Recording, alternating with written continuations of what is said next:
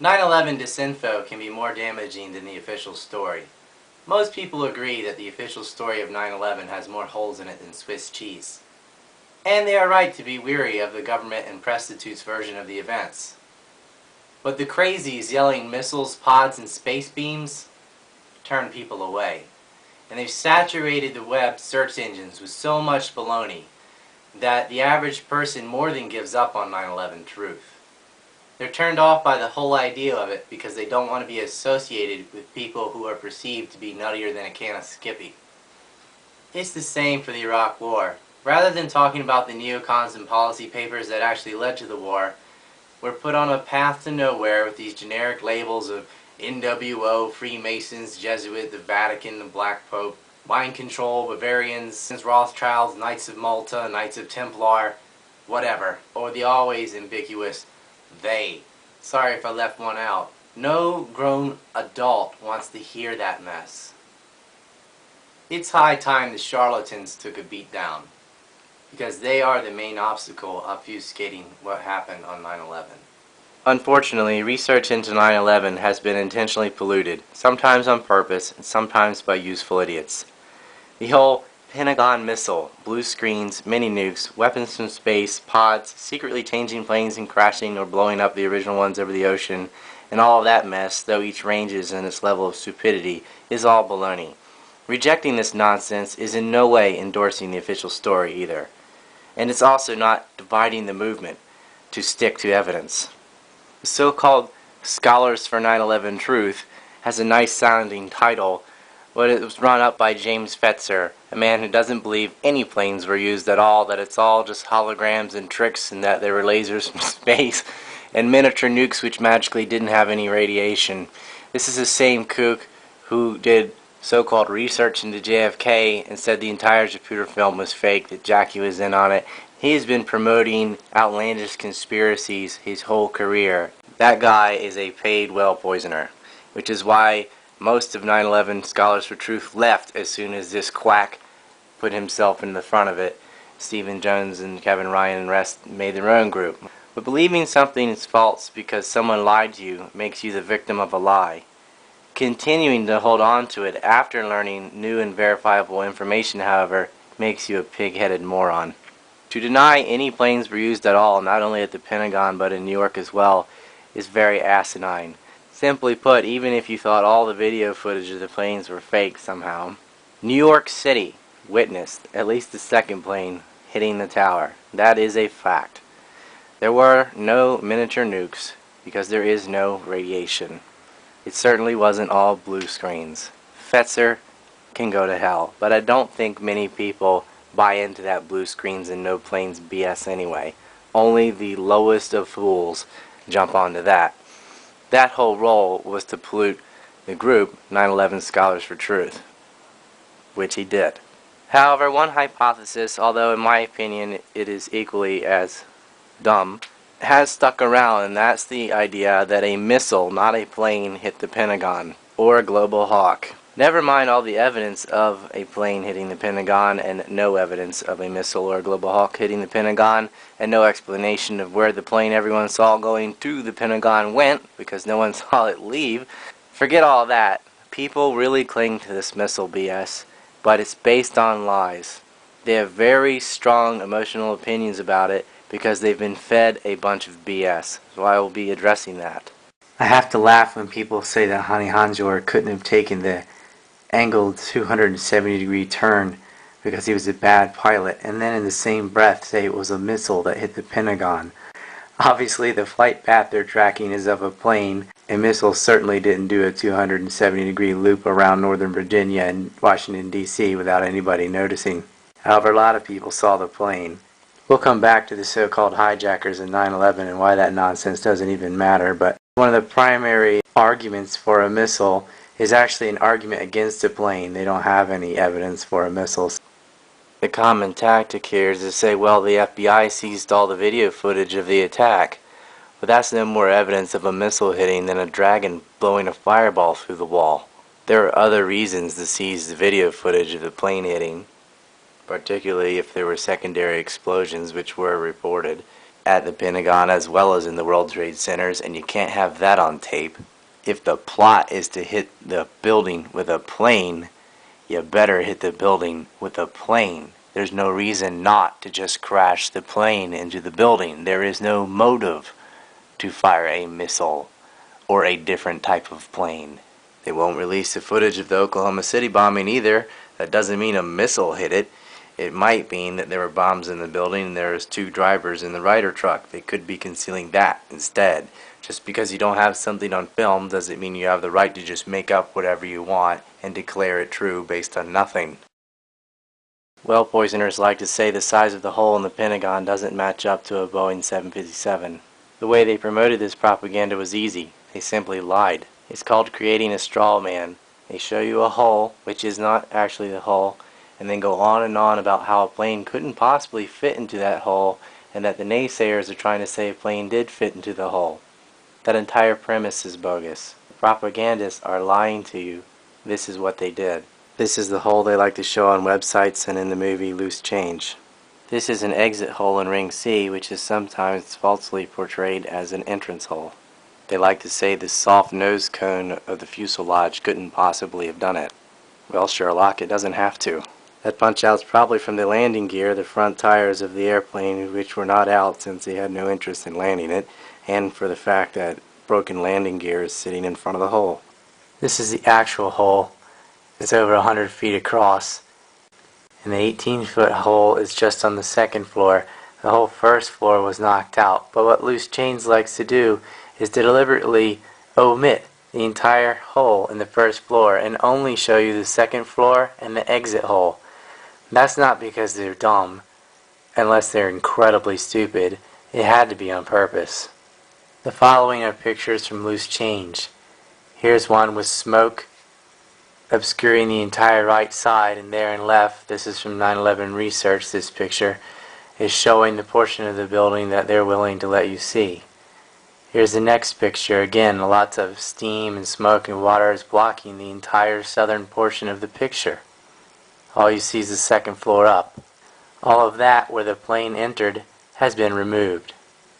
They selected this picture again with the water hoses covering the hole in the bottom.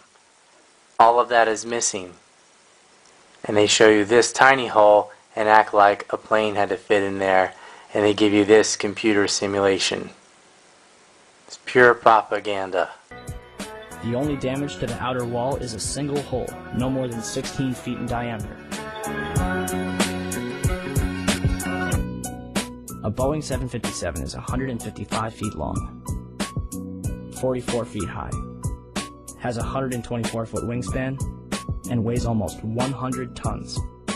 Are we supposed to believe that it disappeared into this hole without leaving any wreckage on the outside? What Loose Change is doing is taking this and changing it into this. And if that's all the data you had, like a global warming nut with only a slice of the pie, you would go on believing something ridiculous. Another claim they have is about the lawn not having a scratch on it, because they show you pictures like this. They don't show you this. Does that look like it doesn't have a scratch on it?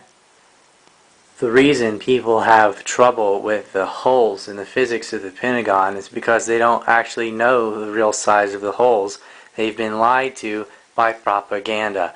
This film that came out, which avoided everything about Israel, everything about why we were attacked and what it led to, and talked just about Bush, Cheney, and Rumsfeld, and avoided everybody in PNAC, everybody with a certain dual citizenship to foreign country A. It gets promoted by a known charlatan, and they avoided everything, and they selected pictures that would only promote their propaganda. Also, in the first Loose Change, they promoted the whole blue logo, no windows, possibly a pod on the plane that hit World Trade Center 1. This no plane game was played out on all 4 plane attacks. Loose Change also claimed that Flight 93 actually secretly flew and landed in Ohio, and they used Wikipedia for their sources over and over again. Pathetic. That's right, they didn't hit Building 7 on purpose, so they could land a plane in Ohio and blow the other building up with bombs. And everyone on Flight 77 and all of their family members are just pretending they're dead, as that flight, after a missile hit the Pentagon, turned invisible and flew away and also landed in Ohio. And then teams went in, knocked over lamp poles, and planted not only pieces of plane, but also DNA of all the victims. Because, you know, that scenario is so much more plausible. If you're going to land a plane in Ohio and hit a building with a missile, God, they're stupid. Now, either these little boys were fed a bunch of disinformation, or they're part of it. They're also not providing any evidence for a missile or explanation to how a plane going over 300 miles an hour just disappears. It certainly couldn't land that fast, and it didn't turn invisible and fly to Ohio, get the passengers reloaded onto another jet that crashed in the ocean. That is the dumbest thing I've ever heard of. There is no reason to not just hit the Pentagon with the plane. There's nothing about the whole picture at all. They don't say anything about the anthrax. They don't say anything about the Iraq War and how it was wrongly associated to the anthrax, which was part of the 9/11 attacks. Look at the notes. Look at how it was originally blamed on Atta by the PNAC members, who said they had a meeting in Prague where he got this anthrax from Iraqi officials. That's what tied it all together and led to the war in Iraq.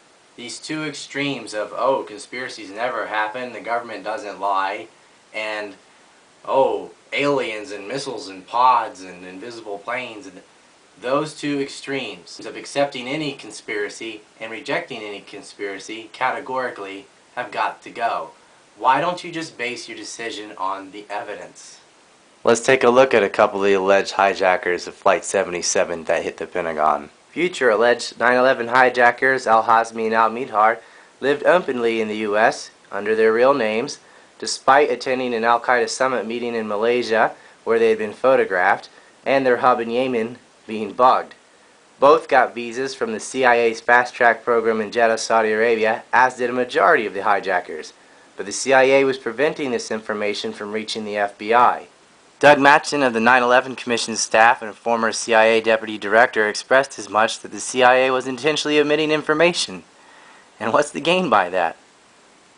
Well, you have to ask yourself, just how separate is Al-Qaeda and the CIA? Why are so many terrorists who attack U.S. targets ex-CIA? Furthermore, why are so many CIA agents blocking investigation into some of these same terrorists? They can fight side by side in Afghanistan, Chechnya, Bosnia, or Kosovo, but that's when they're our terrorists. We know the CIA isn't losing any sleep over the heroin trade being reopened in Afghanistan. Illegal drug markets are half the shadow economy for key Central Asian states like Azerbaijan, crucial in controlling non-OPEC Caspian oil and gas. Conflict in Afghanistan also forces oil west and down through the Israeli keyhole before it can go to East Asia. The only potential break in that monopoly now being a direct route from Iran. And look who's in the crosshairs. Of course, there was a moment after the Egyptian Revolution that Libyan oil could go through the Suez, but NATO took care of that. And China still wants its contracts from Gaddafi, though. China worries over its Libyan interests as the unrest in Libya continues to unfold. The Chinese regime urged Libya's rebels to keep their oil trade agreements on Tuesday.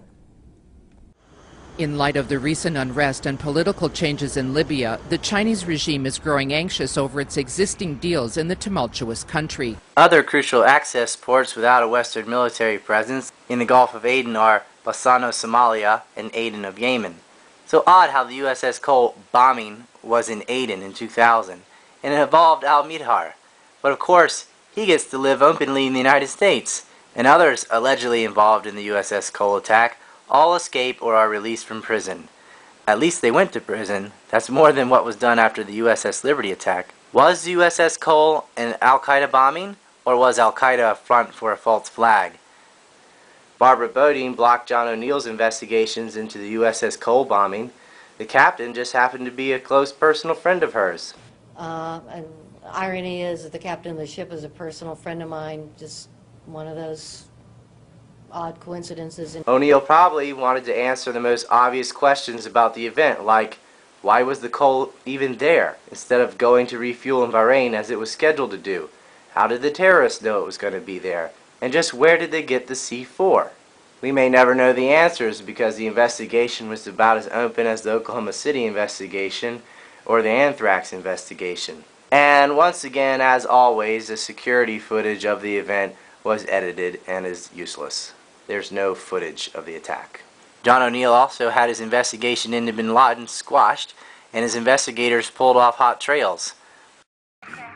They had been coming in and out of the U.S. on legal visas. John O'Neill took a job with Kroll after being hired by Jerome Hauer, who was involved in the actual anthrax attack.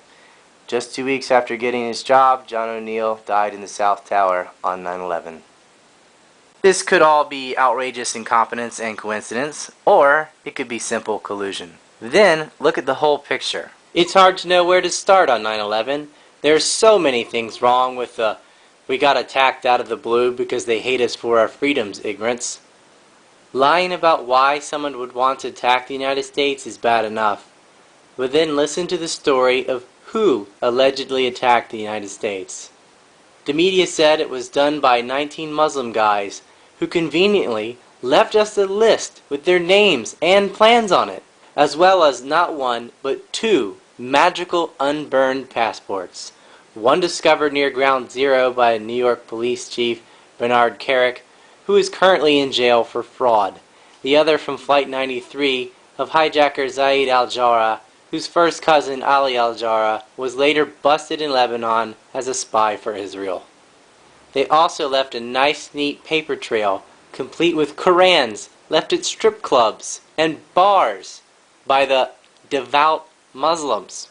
Some will say the list was left for their own fame, only that doesn't make sense because officially the list of names was in the luggage of Muhammad Atta, who was taking it on his final flight, and just by chance his bag happened to not get checked in on his connection flight.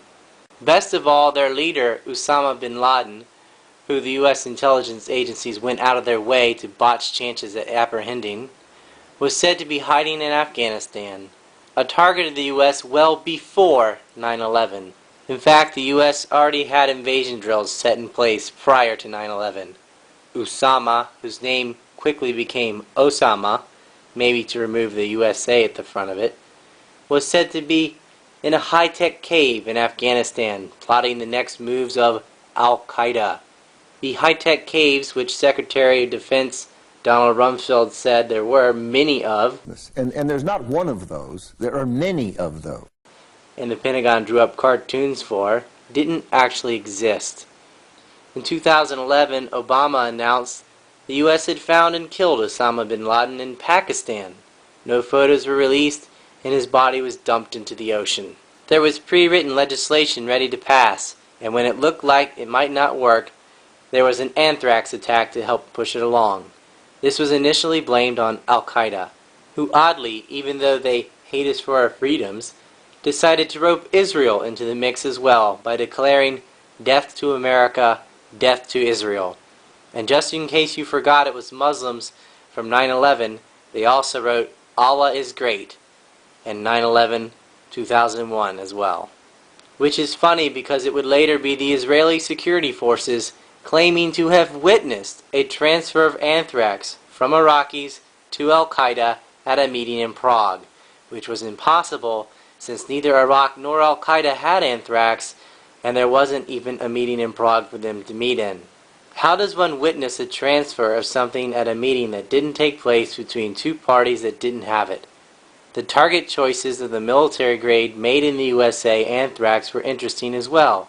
The 2 senators against the Patriot Act, Patrick Leahy, on the Judiciary chair in a position to block it, the other, Tom Daschle, the Senate Majority Leader, also calling to investigate 9/11, were sent the lethal spores, whereas warmongering Fox News and Judith Miller, a WMD liar, were sent hoax anthrax, so they claimed. Despite all these holes in the anthrax story, it gets far worse. A letter written to the Department of Justice jumped the gun trying to frame someone for the attacks. The problem being, it was mailed 2 days after the first anthrax had been sent, but long before any of the letters had been opened or reported on. Worst of all, even though by December of 2001 the FBI knew it was looking at domestic terrorism, the anthrax myth persisted about Iraq and Colin Powell used this scare tactic in his speech to the UN as evidence of weapons of mass destruction in Iraq, saying they could produce anthrax and kill thousands. Speaking about mobile weapons labs, a lie echoed by the now convicted criminal Judith Miller, who spent 85 days in jail over the Plain Libya affair, Powell said to the UN while holding a mock vial of anthrax. For example, they can produce anthrax and botulinum toxin. In fact, they can produce enough dry biological agent in a single month to kill thousands upon thousands of people. And dry agent of this type is the most lethal form for human beings. Cheney also reiterated this lie on Meet the Press, restating the same propaganda. The FBI ordered the Ames strain destroyed, and then went on a wild goose chase through different suspects who had been pegged by the ADL, and ultimately landed on a guy, Bruce Ivins, who had an odd suicide, overdosing on Tylenol. Later evidence shows he could not have made the anthrax from his lab. Dr. Perry Mixell, also a prior suspect, also had a strange suicide. Of course, the Congress caved on the Patriot Act and both wars. A commission was finally set up to deal with investigating what happened on and prior to 9/11. This commission was a see-through joke, and the victims' families of 9/11 have never been satisfied with it. Most disturbingly was the Commission's treatment of World Trade Center 7, which collapsed straight down, and in the same manner as the other trade towers, only had not been hit by a plane. The Commission did not even bother to report on it at all.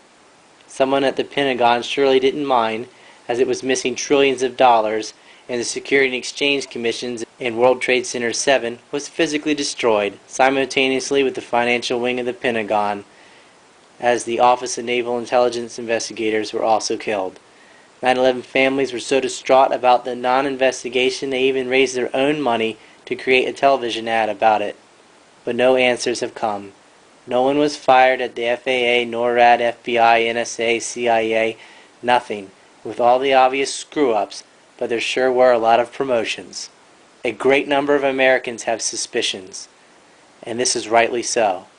This is a government that lied openly and unapologetically about Iraq, sold nation building there as a cakewalk. The rationales flip-flopped from saving the Kurds to invading inspectors, all untrue, and sold nation building in Afghanistan on such notions as women's rights and spreading democracy. In reality, the U.S. installed a puppet in Afghanistan. It's been nothing but lie upon lie upon lie from 9/11 to now. So why would anyone trust the mass media's government talking points on 9/11 after the obvious non-investigation and how perfectly it was used to strip civil liberties and increase government power and post-Cold War military-industrial complex spending? We have info showing elements in the NSA and FBI either made notorious screw-ups or in on it. We also have evidence of foreknowledge, impossibilities in the hijacker narrative, and monstrous financial connections tracing back to Saudi Arabia and Pakistan. Most damning of all, the Israelis were busted not only lying about the anthrax, but being arrested on 9/11 in two separate occasions.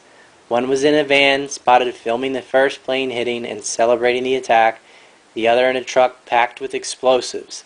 The men were discovered to be working for the Israeli Mossad.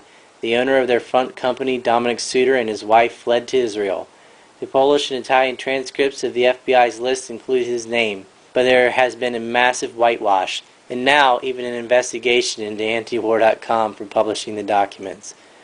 Furthermore, reports from eyewitnesses, police and firemen about secondary explosions in the trade centers, and even reports of devices being found, as well as the fact that the entire subway was filled with smoke and the lobbies of World Trade Center 1 and 2 were blown in before the collapse, almost instantaneously with the plane hitting far above the base, have been ignored. These reports were on TV live and then never revisited. This is why people question 9/11. Certainly, the "they lied to create wars" part is solidly defended, but they lied about 9/11 too. But it's harder for people to swallow that. Why?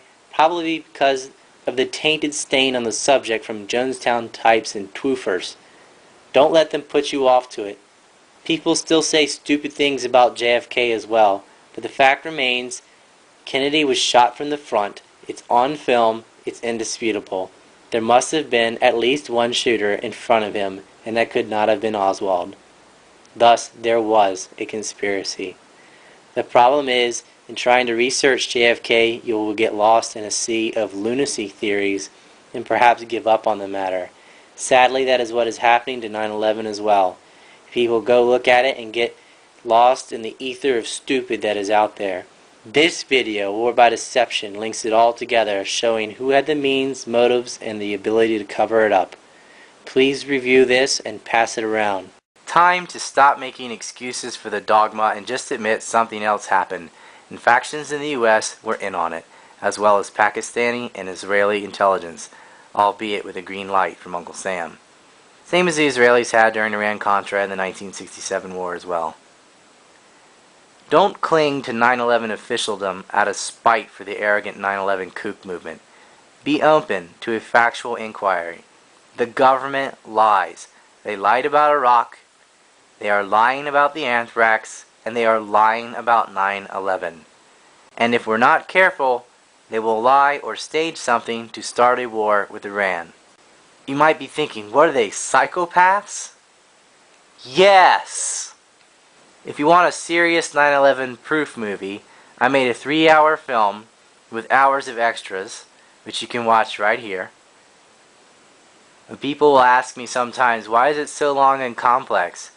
My answer is, it's supposed to be, because the reality is, it is complex. I'm sorry, I don't have any giant owls or satanic hand signals to hold the attention span of some of the spastic. War is always by deception. It's the same story for every war. The U.S. is always killing millions. Killed millions in Vietnam, killed over 1 million in Korea, 1 million in Iraq. We've murdered millions of people, but those aren't holocausts. Those are collateral damage. War is always by deception. Watch it now. It is a 9/11 film, but it is not getting into any of the kooky nonsense. Everything in this film is factual and provable and documented. This research is ongoing. I don't have all the answers. I'm still working on a presentation about Flight 93. I still have a lot of questions. I got questions about P-TECH, which I'm still looking into. I've got questions about Richard Blee's role at Tora Bora. I've got questions about many of the odd financial transactions that happened during 9/11, and comparing that to some of the same who jumped the gun prior to the 1993 bombing of the World Trade Center. Britannia, there's still a lot of avenues to explore with real people and many questions, but I can tell you what's not helpful. Generically screaming Illuminati or sloganeering inside job without being able to articulate what really happened. So if you don't, this is a very serious accusation. So if you don't know the subject inside and out, you should wait a little while or get up to speed on it a little more before you do your activism. And I'd love to be wrong. If you want to critique my film, War by Deception, by all means critique the film. You gotta do a little bit better than the ADL did, just screaming anti-Semite. But if you're just going to talk trash about me, personally, it just shows you've got nothing to go on. If you want to trash my film and me, fine. But if all you're going to do is talk trash about me, it just shows you've got no argument and you can't defend your kooky BS that you've invested so much in that you can't back out of now because you'll look like an absolute moron. You can't back up your missiles, pods, invisible planes, aliens, or whatever BS you believe in. My word of advice for the kooks who just can't let go: grow up. You were lied to. Deal with it. You can either change your opinion now that you have new facts, or you can just maintain to dig a hole like an Obama supporter who makes excuses for him, despite him being the opposite of what they thought he was. You need to drop it. Jonestown and the rest of it isn't helping you.